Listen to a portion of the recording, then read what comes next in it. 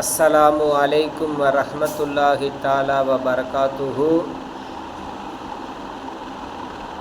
எங்கெங்கே குழந்தைகளவே ஆளக்கானா அப்படின்னு நம்ம ஒரு இடத்துல குழந்தைகளை தேட வேண்டியது இருக்குது. அது எங்கன்னு கேட்குறீங்களா? நம்ம பள்ளிவாசலில் தான். பள்ளிவாசலில் இன்றைக்கி அதிகமாக பார்த்தீங்கன்னா வயசானவங்க தான் அதிகமாக வர்றாங்க. எல்லோரும் நினச்சிக்கிட்டாங்க நம்ம வயசானா தொழுதா போதும் அப்படிங்கிற ஒரு கான்செப்டுக்கு எல்லாருமே வந்துட்டாங்க. ஆனால் அப்படி கிடையாதுங்க. தொழுகைங்கிறது 7 வயசில் ஆரம்பித்து கபர்ஸ்தானில் போய் அடக்கம் பண்ணுற வரைக்கும் நம்ம என்ன செஞ்சு தான் ஆகணும், நம்ம தொழுது தான் ஆகணும். ஆனால் இன்றைக்கி பார்த்திங்கன்னா குழந்தைங்க பள்ளிவாசலுக்கு வர்றதில்லை, வாலிபர்கள் பள்ளிவாசலுக்கு சுத்தமாக வர்றதே இல்லை. ஏன், எதுக்கு ஒன்றுமே புரிய மாட்டேங்குது. என்ன காரணம்?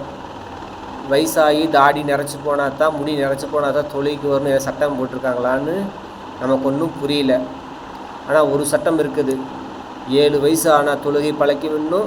10 வயசு தொழுகை கடமையாயிருச்சுன்னா கபர்ஸ்தான் போகிற வரைக்கும் நம்ம தொழுதே தான் ஆகணும், வேறு வழியே கிடையாது. ஏன்னா இது அல்லாஹ் நமக்கு விதித்திட்ட ஒரு கடமையான ஃபர்லு. சரிங்களா? நம்ம 5 நேரம் தொழுகக்கூடிய அந்த விஷயங்கிறது நமக்கு கட்டாய கடமை. அதை நம்ம செஞ்சே தான் ஆகணும், வேறு வழியே இல்லை. அதுக்கு தான் மார்க்கம் சொல்லுது, உன்னால் நின்று தொழ முடியலையா நீ உட்கார்ந்து தொழு, உன்னால் உட்கார்ந்து தொழ முடியலையா நீ படுத்துக்கிட்டு தொழு, நீ படுத்துட்டு தொழ முடியலையா கண்களால் கைகளால் சைக்கிளை செஞ்சாவது நீ தொழுண்டு மார்க்கம் நமக்கு என்ன செய்யுது, நமக்கு சொல்லித்தருது. அப்போ இதுலேருந்து என்ன தெரியுது? எந்த சூழ்நிலையிலையும் எந்த மனிதனுக்கும் தொழுகையை விடுறதுக்கு என்ன கிடையாது, தொழுகை விடுறதுக்கு உண்டான காரண காரியங்கள் எதுவும் கிடையாது. அன்பானவர்களே, நீங்கள் குழந்தைகளை அதிகமாக பள்ளிவாசலுக்கு கூட்டிகிட்டு வாங்க. உங்கள் குழந்தைகளுக்கு எப்படி பிஸ்னஸ் தொழிலையும் பழக்கி விடுறீங்களோ அதே போல் மார்க்கத்தை பழக்கி விடுங்க.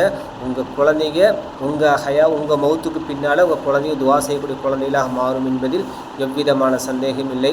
வாஹிரு தாவானா அனில் அல்ஹம்துலில்லாஹி ரப்பில் ஆலமீன். அஸ்ஸலாமு அலைக்கும் வரஹ்மத்துல்லாஹி வபரகாத்துஹு.